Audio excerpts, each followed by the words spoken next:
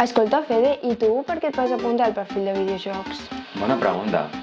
Al principi no estava apuntat. Em vaig apuntar perquè els meus amics estaven i em semblava interessant el que feien, les activitats, eren més dinàmiques, més lúdiques, i vaig dir, vull provar, i no m'arrepenteixo de res. I què has après durant aquest curs? Ens hem analitzat en molts videojocs. Hem fet, com per exemple, creació de personatges, escenografia, també vam fer un taller d'animació 3D. Ah, i també heu col·laborat amb Retro Barcelona, no? Sí, vam fer cartelleria, sobretot. També vam fer voluntariat allà, va ser molt divertit i m'ho vaig passar molt bé fent els cartells, el voluntariat, va ser molt divertit. Va anar molta gent, no, al Retro? Sí, vam tenir molta sort. Més de 2.000 persones van veure els nostres cartells al Retro Barcelona. I per què animaries ara la gent que està fent quart que s'apuntés al perfil de videojocs del GEM?